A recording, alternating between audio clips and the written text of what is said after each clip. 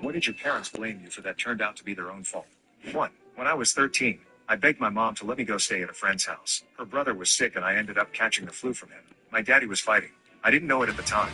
Congestive heart failure. So when I caught the flu, I passed it to him, which turned to pneumonia and hastened his death. In my mother's grief, she told me it was my fault he died. That if I'd not caught the flu, daddy would still be alive. I lived with that guilt for years, feeling as if I had murdered my daddy. I found out from my brother many years later, after our mother died, that daddy had worked on our pasture fence in the rain, already had the flu. I'd caught the flu from him and it went to pneumonia after, but it was the broken fence in the rain, not me. Our mother never took back blaming me. But then she also told me she couldn't love my daughter because she wasn't perfect. She has Down syndrome and leukemia. I did not attend her funeral.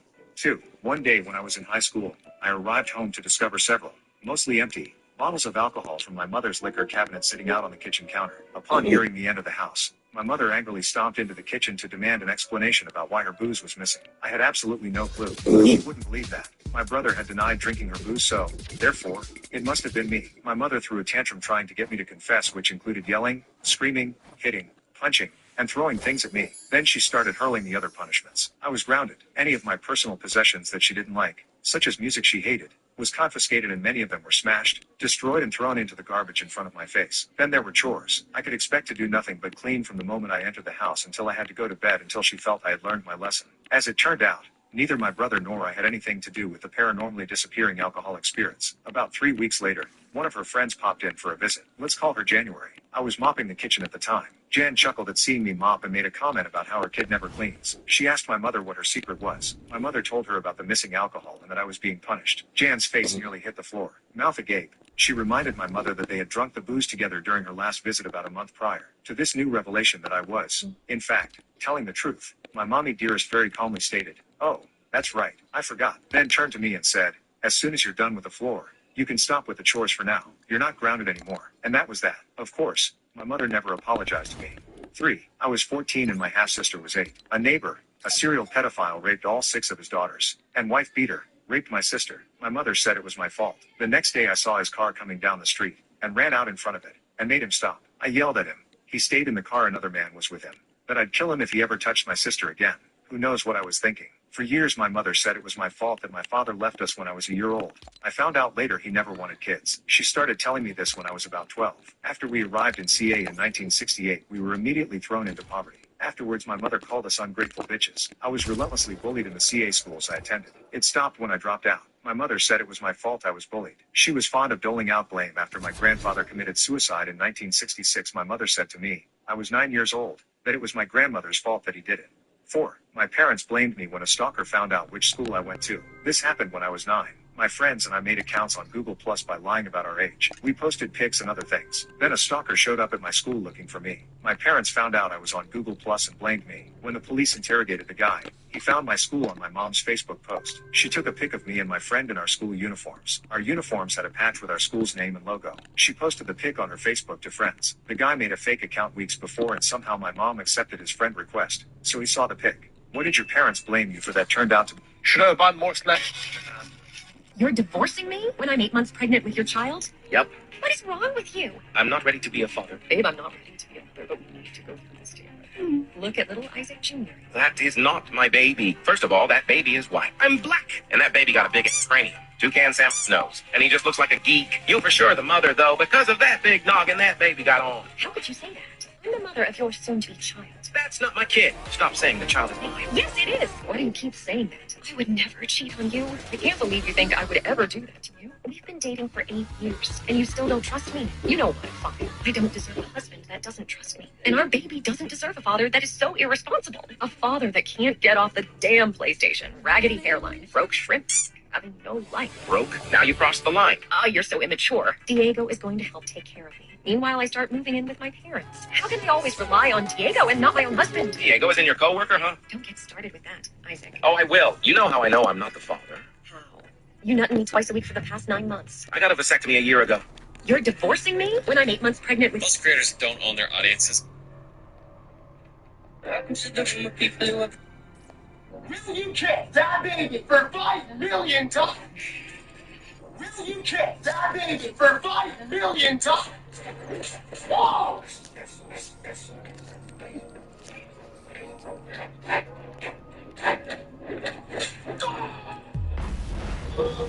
Will you kiss that baby? Monetize your talent. So this YouTuber is about to spend the next few years. You know those days when you Definitely took a while. I heard you made an app that pays everybody out. I got canned from my job, so I packed my bags and headed back to the sticks, spending my days playing mahjong with grandma. Meanwhile, my whole family was freaking out, searching high and low for me. Turns out, my genius jewelry designer sister couldn't sketch a thing after I left. Last time around, at the National Jewelry Design Competition, my little sister always managed to whip up designs that were carbon copies of mine. But, like, 5 minutes sooner, everyone accused me of plagiarism, and my own family jumped on the bandwagon to testify against me. The company decided I was a liability, a copycat ruining their reputation, so they handed me a pink slip and a bill for damages. My family treated me like dead weight, kicking me to the curb. The weight of their betrayal and public shame crushed me, and I spiraled into depression. I ended up getting mowed down by one of my sister's crazed fans while walking down the street. Before blacking out, I couldn't figure out how my sister always got her hands on my designs first. Then, bam, I woke up, back to the day before the National Jewelry Design Competition. Ashley, you feeling confident about the competition? The office chatter snapped me back to reality. I couldn't believe it. I was reliving it all. Ash has won the company's Designer of the Year award, like, 3 times in a row. Of course she's confident. She bumped my shoulder with a smile. I was at a loss, because I knew what was coming. Last time around at the National Design Competition, I submitted my design, one I had poured my heart and soul into for days. Then, boom, I was accused of straight-up plagiarism. The organizers flashed 2 designs on the screen, identical down to the tiniest detail, including the flower patterns. But, the kicker, my sister, Madison, had submitted hers first. She stood below the stage, eyes red, staring at me like she couldn't believe it. She grabbed the mic, shouting, "Ashley, why would you copy my work? If you're stuck, I can help you find inspiration. Why would you do this?" I froze. It was my design. I kept it locked away on my computer, never showed it to anyone. I tried to explain, but the crowd was already chanting, "Copycat, get off the stage. You don't deserve to be a designer. What a joke." I snatched the mic, trying to defend myself, but only a few people believed me. Then, my parents trotted out photos of Madison burning the midnight oil. They said they regretted having a daughter like me and disowned me on the spot. That was it. Nobody believed me anymore. I was escorted out by security, and my phone blew up with hate. I checked my computer for viruses, backdoors, anything. The computer and my sketches were always with me. How could this happen? How could Madison have an exact copy of my design? All my ideas, sketches, they came from me. I would never plagiarize her. Ashley, I heard your sister's in the competition too. Who do you think will win? Soon after I joined this company, Madison somehow joined as well. Hearing that made my stomach drop. My hands clenched into fists, like they wanted to break skin. My little sister, Madison, when she was born, she didn't cry like other babies. Mom thought something was wrong and brought in a psychic. The guy walked in and fixated on me. He claimed my aura clashed with Madison's, making her weak. He said I was stealing her life force. He said I had to move out so Madison could survive. The alternative? She wouldn't live past 25. From that day on, my parents were desperate to get rid of me. Maybe I sensed it, because I tried everything to please Madison, to stay. I gave her my favorite toys, while her room overflowed with brand new dolls. I went to greet her and saw that innocent, cute smile, but I was wrong. She knocked down the blocks, and sat there and started crying. My parents rushed to her, but I stood there. Then, Mom's hand slapped across my face. My ears rang, and blood trickled down my lip. I knew then that Madison and I could never get along. They sent me to live with Grandma. She raised me all by herself. A few years ago, my parents suddenly asked me to come home. I wanted their love, so I agreed. I sat at my desk, staring at my designs on the computer. Madison had spent her life learning to dance. When did she start studying art and design? I asked my colleagues if I could see Madison's past design submissions. Soon a file with Madison's designs landed in my inbox. I went through them. The more I looked, the more my stomach churned. These designs were identical to mine. Some of them I hadn't even made public, and all these had already been released. It was impossible.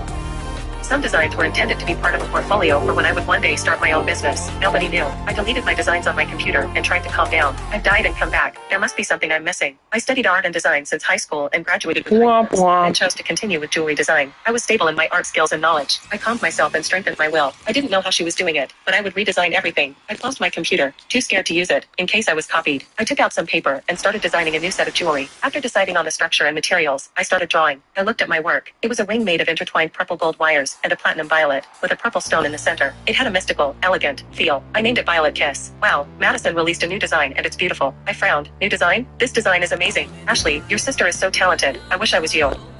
The office was buzzing. Everyone looked at their phones, and I saw that Madison had posted a picture on WeChat. I'll keep working hard to show everyone more great designs. Here is Violet Kiss. I looked at the photo and my eyes widened. It was the design I just created. How could Madison post it first? Someone walked past my desk and picked up my drawing. Look, this is the same as Madison's post. Everyone gathered. It's identical. I froze and reached out to grab the drawing, but someone pushed me. Ashley, are you trying to plagiarize your sister? They spoke like they had heard gossip. I can't believe she would do this. Her designs are similar to Madison's. Did anyone notice? People compared my designs to Madison's. I grabbed my drawing. This is mine. Madison is plagiarizing my work. Madison walked in. She wore a short white dress. Her eyes were red and wet, and she sounded like she was crying. Why are you stealing my work? I know you don't like me, but that's from the heart. Ever since you came home, you don't like me. Are you blaming mom and dad? Everyone was sympathetic to her.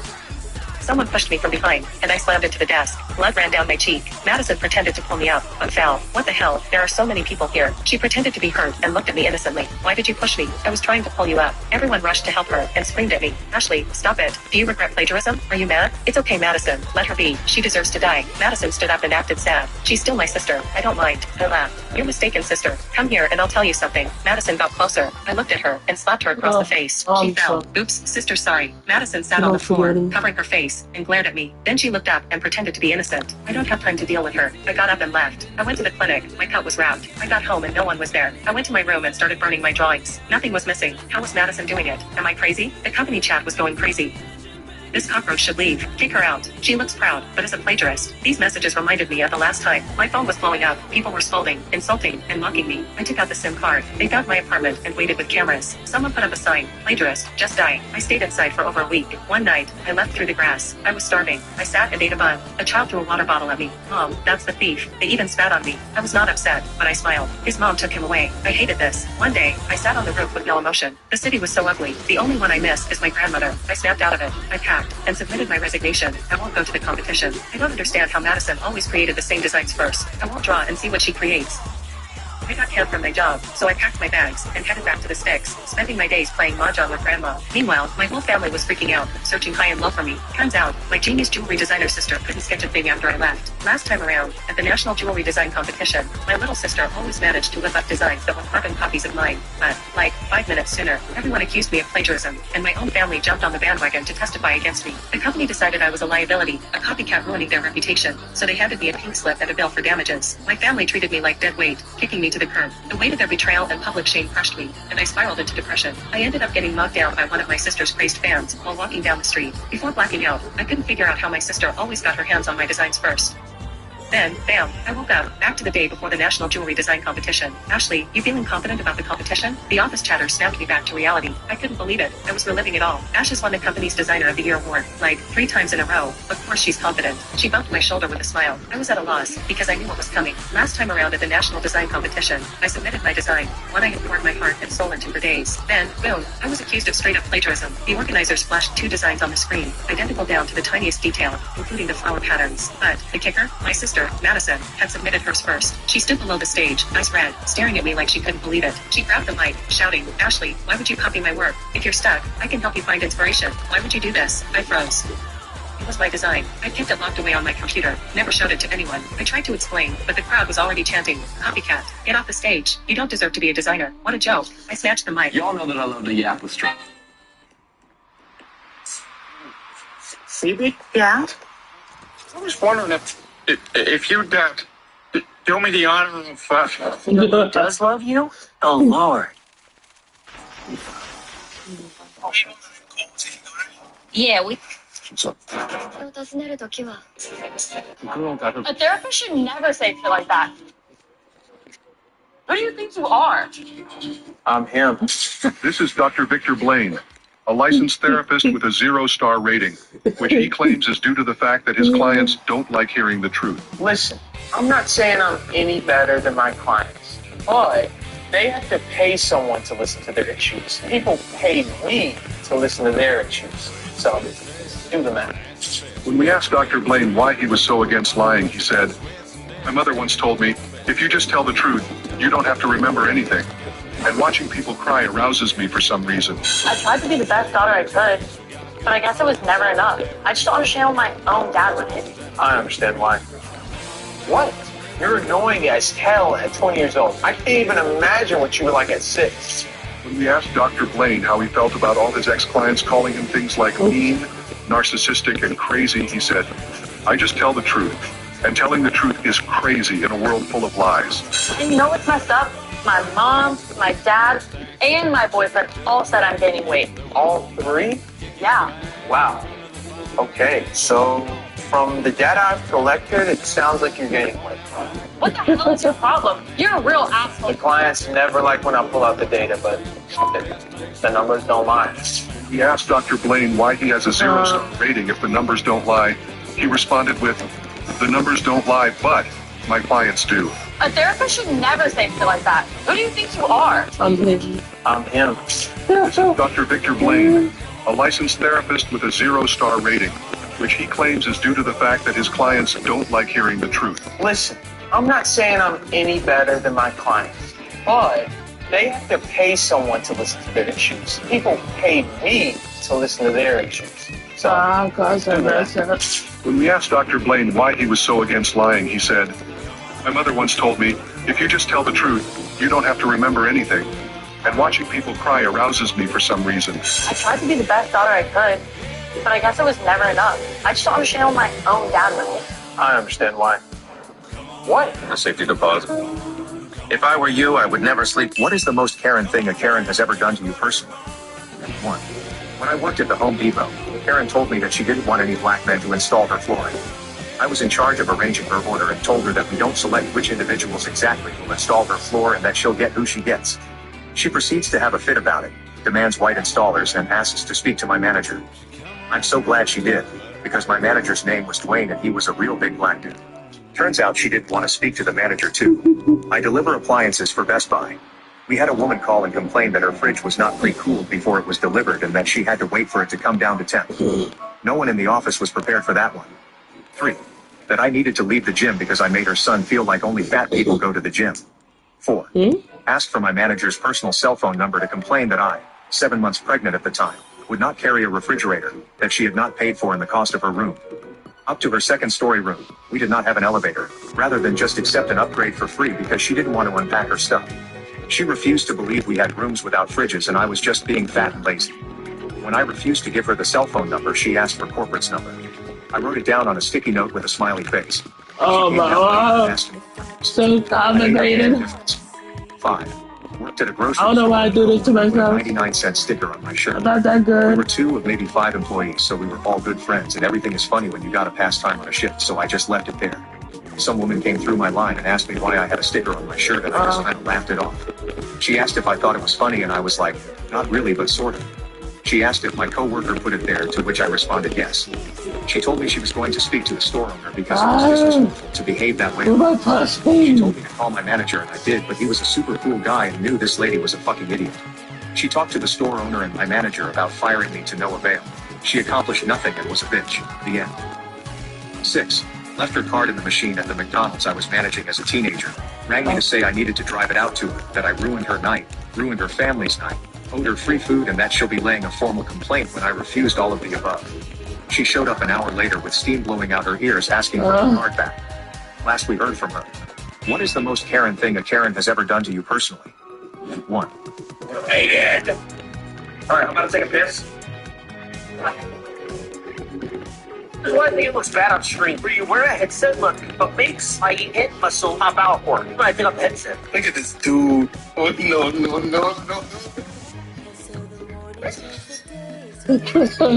He's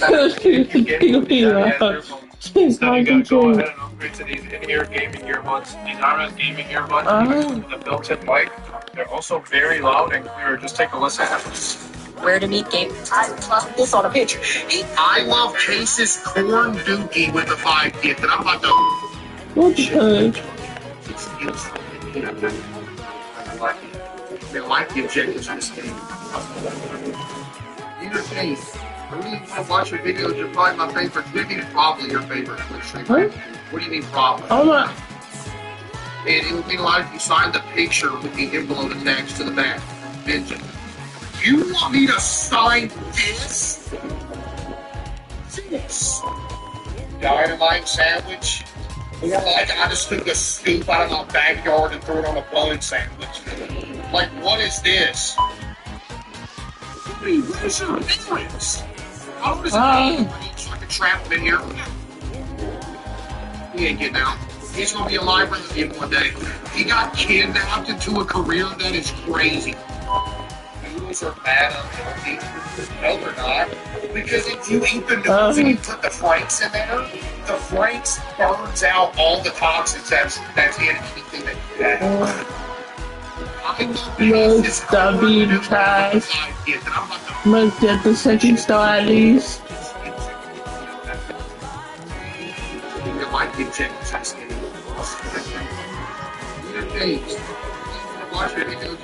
But I gotta get the second star at least. Any problem. And it will be like you sign the picture will be attached to the back. Benjamin. You want me to sign this? Dynamite sandwich? More like I just took a scoop out of my bag. Did you hear? The golden child, funded and praised while I was left to fend for myself. When I found out where my college fund really went, I ran away, not knowing it would shatter our family forever. So now, as I face the reality of paying for my own future, everything is unraveling. Why did they choose him over me? Watch now and find out the truth that changed everything. I'm a 17-year-old guy, and recently, my parents told me that they would prefer for me to pay for my own college tuition. There are just a few months to go before I start college, and I've already been accepted into the school of my choice. I had obviously been expecting my parents to help me out because they are financially well off enough to do so, and they had done this for my brother as well. I did not think that I would have to pay for college by myself. My dad is an engineer, and my mom is a nurse, so we are financially stable. I would say that they have enough money to afford to send me to college without making me work for it or rely on student loans or anything like that. Besides, as I said, they had done this for my brother earlier, and I obviously expected them to have a college fund set aside for me as well because I was judging them by the standards they had set when paying for my brother. My brother is 6 years older than me and went to business school a couple of years ago. My parents paid for all of it, and I know that because my dad bragged about it several times to his friends, saying how he had sent his older son to the best business school in the state and how he was going to get back 10 times the amount he had invested when his son became a successful businessman. So, I just assumed they would want to do the same for me, even though I wasn't going to business school and was planning to major in psychology. They didn't bring up the topic of college tuition with me when I started applying to colleges, so I thought I would hint at it, but they never said anything about it until I was finally accepted into the school of my choice, and I was forced to bring it up. I asked how I was going to pay for everything. They had just never said anything about the tuition, and I felt I had to ask them at the very least to make sure they would pay for it like they had for my brother. I expected them to say it was taken for granted that they would take care of the expenses, but instead, they told me they wanted to encourage me to pay for everything myself, work through college, or get a student loan. That was a huge shock for me because I had always assumed they would pay for college. My first instinct was to get mad at them, and I think it was reasonable because I knew they had paid for my brother's college, yet they weren't ready to do the same for me, which felt like clear favoritism. This whole discussion happened a few weeks ago. When I asked them why they had paid for my brother but weren't willing to do the same for me, they told me there was a valid reason and asked me not to get mad before knowing the whole truth. My father explained that a relative, one of his uncles, who had helped him early in his career, had been diagnosed with leukemia a couple of years ago. This uncle had squandered his wealth on gambling and drinking, and his children no longer had ties with him. My father felt the need to step up and take care of him, as his wife had passed away long before his diagnosis. His children had stopped visiting him, and no one else wanted to take on the responsibility due to his addictions. My dad had been paying for his treatment out of pocket, which had seriously affected his savings because healthcare is expensive. Unfortunately, there wasn't enough money left for him to pay for my tuition because he had to think about his own future as well. He told me he was sorry but said I had a bright future ahead of me, and he knew I was capable of getting through it. He was getting older and needed to think about retirement. I was upset, but I understood and didn't want to hold that against him. Part of his story was true. I knew about his uncle's illness and addictions. We had visited him often, and I had seen the bond they shared. It was hard to be mad at my father for spending money on his uncle's treatment instead of on me. I managed to forgive my father and told him I would find a way to pay for college by myself if I had to, and if I had to get a student loan, I expected his support. He agreed to help in whatever way he could. My mother seemed the most upset, though she didn't say much at the time. She kept apologizing, but I tried to reassure her that I understood and that it was okay. After accepting that my father couldn't pay for college, I started looking for other ways to fund it. I had done a few internships and had some savings, but it wouldn't cover much. I knew I would likely have to take out a student loan, which I wanted to avoid because I didn't know if I'd land a good job after graduation. But last week, I found out something that changed everything. It had to do with my brother, which is why I've been mentioning him so much. Before I explain what I found out, I want to give you a sense of our relationship. My brother is a lot older than me, so we never really grew up as friends. We weren't on bad terms, but we were not close. It was all very neutral, and I guess my parents didn't care to fix it because it wasn't inconvenient for anyone.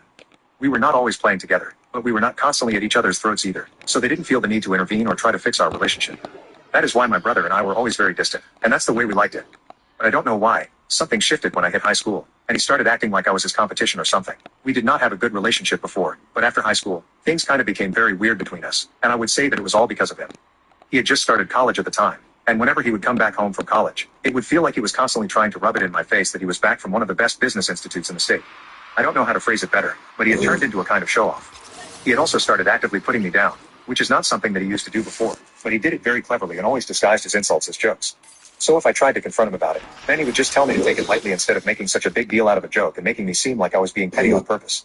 I would say that he turned into a jerk after he started college, and I still think that he is one because otherwise, I don't know why he would do what he did. After he graduated from college, he moved back here for a couple of weeks before he moved into his own apartment, and those few weeks were the toughest for me because he would constantly keep picking on me. I just got into a huge fight with him one day, and after that, we just sort of stopped speaking to each other. But he would still make it a point to take digs at me and be mean to me for literally no reason. That guy is literally 26 now, but he still thinks putting me down is going to make him feel better. He had been working at a small firm for a couple of years after he graduated, but I knew that he was not happy there because he thought that he was too big of a fish for such a small pond and he wanted something better.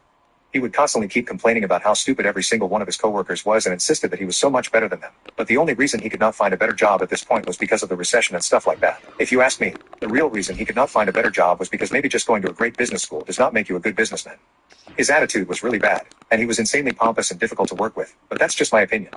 He would complain about these things at dinner whenever he would visit, and my dad would feed his already massive ego and tell him that there was something better waiting for him, but he just had to pay his dues instead of telling him that maybe he would get promoted or find a better opportunity once he stopped being so annoying.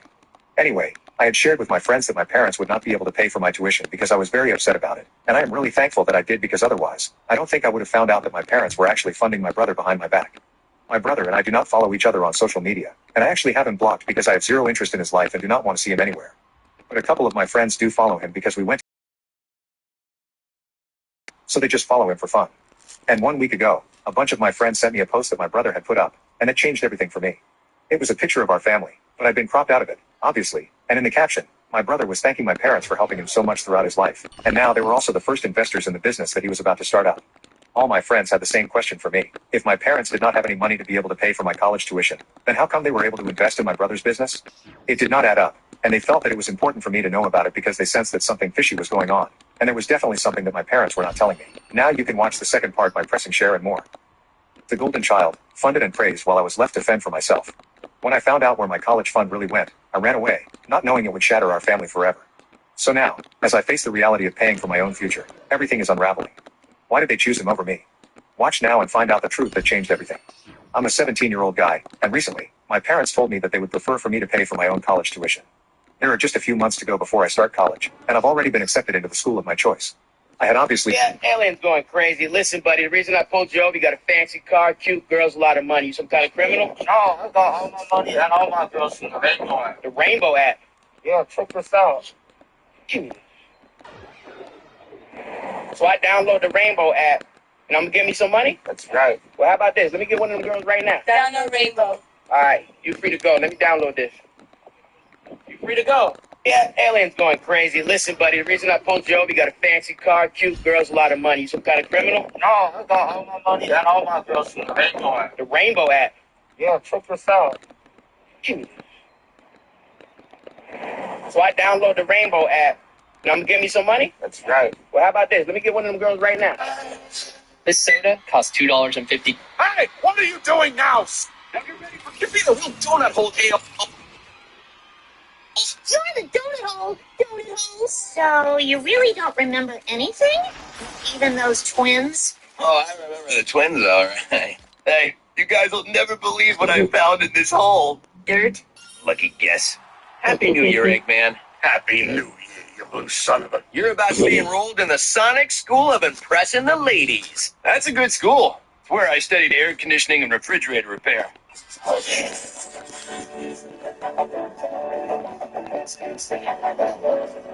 man, why are you wearing clown makeup? Why are you wearing clown makeup? The bad luck leaves me. Where does it go? I thought you'd like a break from work. Okay, sure. But I only have a minute. Well, it's been fun. Gotta go. Bye. Any last words, friend? Yes. Up, down, down, left, right, beat and start. You got no game, kid. Let me help you. You? But you're a sworn enemy. Nonetheless, in situations this dire, the bro code trumps the enemy thing. You thinking what I'm thinking? Yeah, what if the princess is in another castle? Give me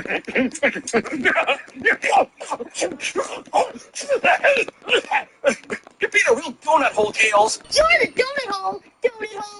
So you really don't remember anything? Not even those twins? Oh, I remember the twins, all right. Hey, you guys will never believe what I found in this hole. Dirt? Lucky guess.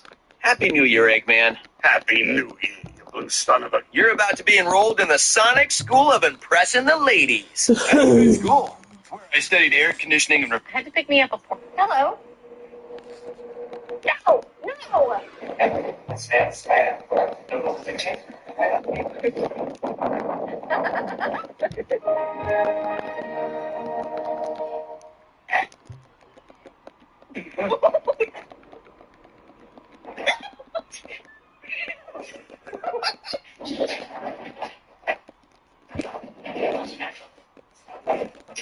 Oh my goodness! Macarometers one. Oh, No, you cannot stay in there. Ouch. Every day.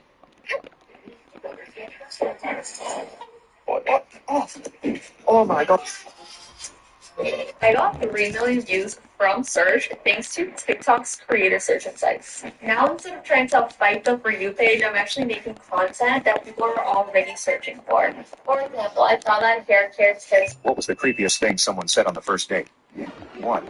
I love Asian girls. They remind me of children. 2. Mid-date he placed his hand on my stomach and said, my son will grow here. 3. Called their mom in front of me to say they met a real winner and how they were done with their ex. Not sure if this counts, but it was really uncomfortable. 4. I told this guy I played the piano and like half an hour later he said, if I wanted you to always remember me, would break your ring fingers. You know, because they don't heal well and then you'd always think of me when playing. Suffice to say, I left the restaurant fairly quickly. 5. A friend told me the guy not only asked for a selfie but posted on Facebook with the caption, my queen. First time meeting. 6. He wanted to go for a walk at the park with me at 4 a.m., so when I said no he said, don't worry, I won't rape you, and gave me a twisted smile. 7. Invited my ex to join us for lunch. 8. This is not my story, but my mother's. My mom was a pioneer in online dating. She was really interested in finding someone special. She agreed to meet a guy for dinner, first mistake, and went in to be seated prior to him arriving. He came in, the waitress brought menus and he set down his menu and the first words he spoke were asking my mom if she has ever known anyone who had a penis enlargement. He then went on to explain that he had flown cross-county for this operation, and it had gone wrong. He went into great specifics about just how wrong. My mother excused herself to the ladies' room and left out the back door. We still laugh out loud when she reminds us of her search for Mr. You're a streamer on TikTok. This is me 1 hour before the gun. My entitled twin sister destroyed my designer wedding dress the night before my wedding because she was jealous she wasn't getting married first. But then our rich host stepped in and did something that made her regret everything.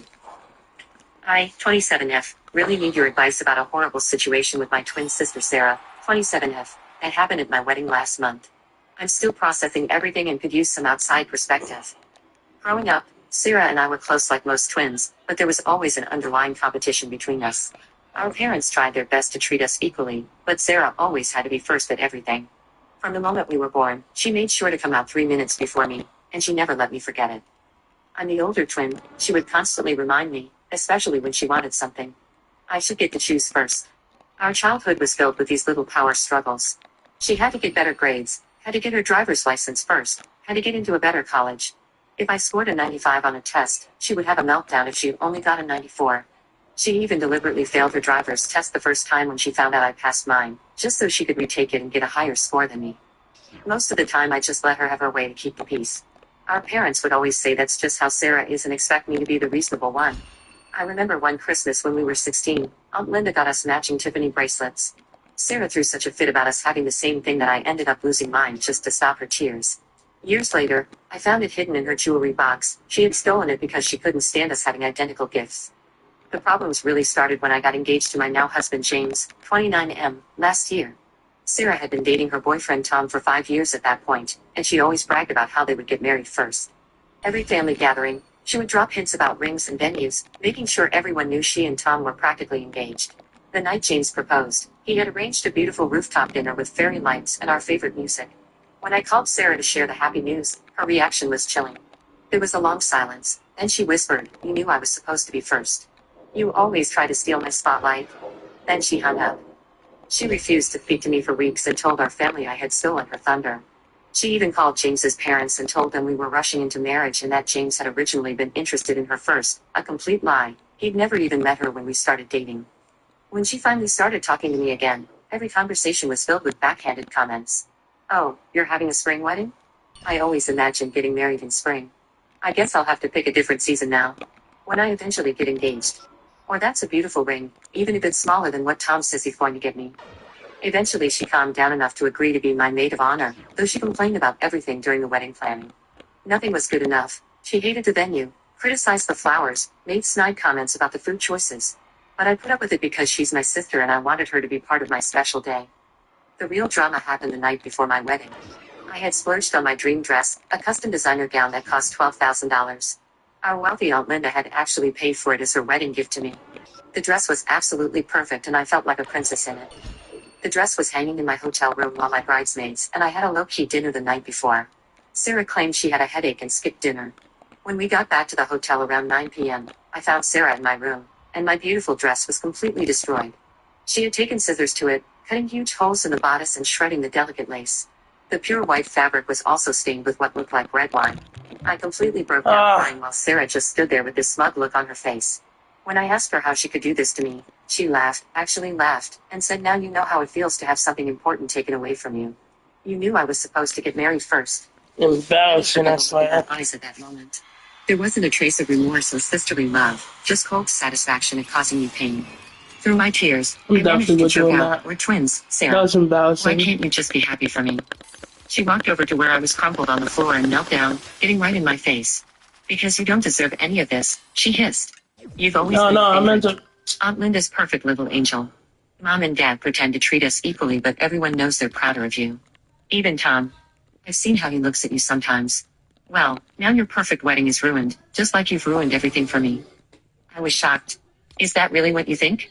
That I'm a favorite? Sarah, our parents have spent our whole lives making excuses for your behavior and forcing me to give in to keep you happy." But she wasn't listening anymore. She just stood up, brushed off her dress, and said with chilling calmness, "I hope you can find something nice, David's bridal in the morning. Though it won't be designer, of course." Then she walked out, leaving me sobbing on the floor surrounded by the ruins of my dream dress. I was hysterical and my breath.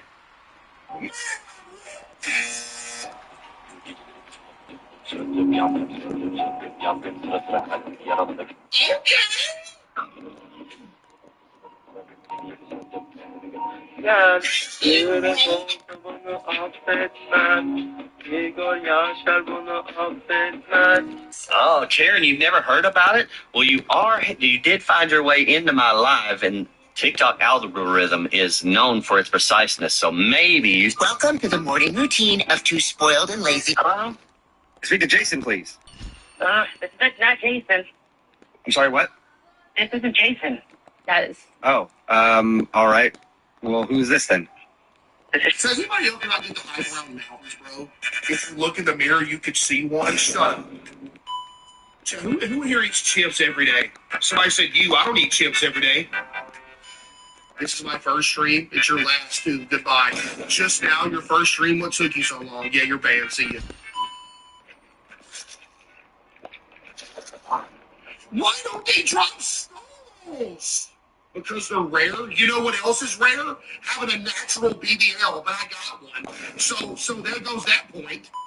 In case if you jump and hit a mob with your sword/axe, you can deal more damage. You're paying for the stream. Do you honestly think I didn't know that? There's legitimately no way you have watched me play Minecraft for more than one day and think I didn't know that. I am extremely disrespected at the fact that you even just told me that, thinking I didn't know. I just got disrespected. Chad, is that ban worthy? My boyfriend just called you a McDoubles boy. Is he in the? Are y'all literally like? Are y'all in the 5th grade? How is some what? Does anybody else not get the high brown mountains, bro? If you look in the mirror, you could see one. Shut up. So who here eats chips every day? Somebody said you. I don't eat chips every day. This is my first stream. It's your last too. Goodbye. Just now. This is a damn... My daughter mistakenly accused my brother of SA, so I physically confronted him and called the cops. It's been 3 years, and he is still holding a grudge against my daughter, refusing to reconcile or talk to her. Now he refuses to attend my daughter's 16th birthday party, breaking her heart. I don't know where else to turn anymore. It's been years, but the weight of everything hasn't lifted. Neither for me, nor for my daughter, and certainly not for my brother. I thought time might heal us, but here we are, and the rift feels as deep as ever. I've tried, believe me I have. But I don't think I can fix this alone. 3 years ago, my family was ripped apart in a way I never saw coming. My daughter, Lily, who was 13 at the time, accused my brother Jake of assaulting her. When she told me, it felt like my world stopped. She came into my room late one night, crying so hard I could barely understand her. At first, when she finally got the words out, I remember feeling a rush of anger, fear, and a fierce need to protect her. You hear about these things happening in other families, but when it's your child saying those words, you don't think logically. You just react. And I did. I confronted Jake the very next day at a family barbecue of all places. I dragged him into the kitchen. I was shaking so hard I could barely get the words out. He looked at me like I was speaking a foreign language. When I told him what Lily said, he froze. I still remember the exact look on his face, shock, confusion, then hurt. He said, "You don't actually believe this, do you?" But I did. In that moment, I believed every word Lily had said. My daughter wouldn't lie about something so serious, would she? I slapped him. I didn't even think about it, I just did it. I told him to leave, to get out of our house and never come near Lily again. My parents were in the other room, and came running in, confused and panicked. But I didn't care about their questions. I told Jake I was calling the cops, and I did. I can't describe what those weeks were like after the police got involved. My parents were heartbroken, trying to wrap their heads around the idea that their son could have done something so horrible, while Jake swore up and down that he was innocent. The rest of the family didn't know what to believe, and me. I was just trying to hold myself together for Lily. She seemed so fragile and scared, and I thought I was doing the right thing by standing by her. But then everything started to fall apart. The investigation dragged on with no evidence, nothing to support Lily's claim. Jake had an alibi for the day she claimed it happened, and even though I wanted to believe her, little cracks started to show. One night about 6 months after it all began, Lily came to me sobbing. She couldn't even look me in the eye at first. Then she said, "Mom, I lied." I didn't understand at first. I thought she meant she was confused or that maybe she'd exaggerated something. But she kept going. She said Jake didn't do anything to her, that it was all made up. She'd been angry at him after a family fight. They'd argued about her attitude and her new friends. These older girls she'd been hanging out with told her to get back at him by saying something that would ruin him. I couldn't believe what I was hearing. I wanted to scream at her, to demand why she would do something like this, but she was hysterical. She said she didn't think it would go this far, that she didn't realize how much damage it would cause. I didn't know whether to hold her or push her away. The police closed the case after that. Jake was officially cleared, but the damage was already done. He lost his job during the investigation. His boss didn't outright fire him, but suggested he resign. His reputation was in tatters, people talked, and no matter what the truth was, the stink of those accusations lingered. Jake didn't yell or scream when the truth came out. Part of me wanted him to unload all the anger and betrayal I knew he felt. Instead, he just looked at me, his face so calm it was terrifying, and said, "You believed her without even talking to me. You believed her." Then he walked out. Since then, it's like he's disappeared into a shell. He moved to a new apartment across town, and barely speaks to anyone in the family. He won't talk to Lily at all, and every time I try to call him, he reminds me that he's recording the conversation. I get it. I don't blame him for not trusting me anymore, but it still hurts. Lily has been struggling too. She lost her friends after everything came out. Kids at school bullied her for being a liar. She's been in therapy ever since, and while she's made progress, the guilt eats at her. She was just a kid when it happened, a kid who made a horrible mistake under bad influences, but she's still paying for it. We all are. I thought time would soften Jake's heart, that he'd eventually come around. But 3 years later he's as distant as ever, and I'm starting to lose hope. Lily's 16th birthday is coming up, and instead of being excited about this milestone, all she talks about is wanting to fix things with Jake. She says she doesn't care about the gifts or the party.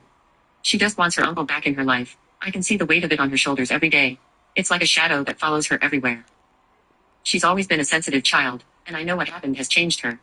She told me once that she has nightmares about the moment Jake found out the truth, the devastated look in his eyes.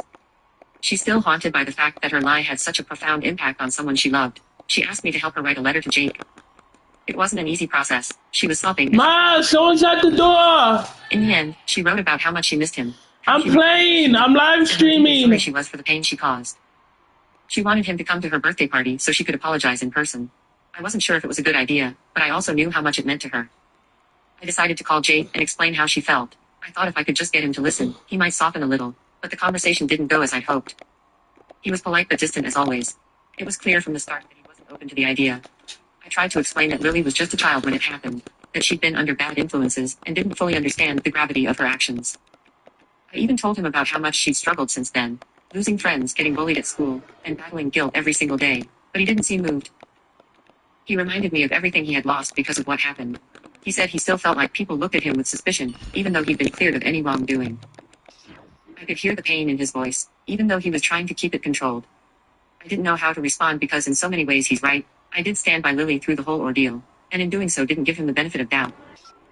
I reacted impulsively and believed the worst of him without even giving him a chance to defend himself. I've apologized for that countless times, but I know it doesn't undo the damage. After that call, I felt completely defeated. I had to tell Lily that her uncle wouldn't be coming to her party. And seeing the heartbreak on her face was almost too much to bear. She nodded and said she understood, but I could see tears welling up in her eyes. She's been carrying this guilt for so long, and I know she's desperate to make things right. The rest of our family has tried to help, but it hasn't made much of a difference. My parents have pleaded with Jake to let go of the past and rebuild their relationship, but he's made it clear that he wants nothing to do with Lily, or me for that matter. He's polite when he speaks with them, but there's a distance there that wasn't there before. Some relatives think he's being too harsh, that it's unfair to hold a grudge against a teenage girl for a mistake made under bad influences. But others say they understand why he's keeping his distance, that the hurt he experienced isn't something you can just rush off. I feel caught in the middle, torn between supporting my daughter and understanding my brother's need for boundaries. I've been trying to hold everything together, but it's exhausting. The guilt I feel for what happened is overwhelming at times. I acted out of love for my daughter, but in doing so destroyed my relationship with my brother. My daughter mistakenly accused my brother of SA, so I physically confronted him and called the cops. Oh my god. Bro, this mess is gonna... Explained to him that the kid cursed at me and disrespected me again, and I was tired of it. He told me this wasn't the time to play, so that we would discuss it on Monday. The kid continued to play, and I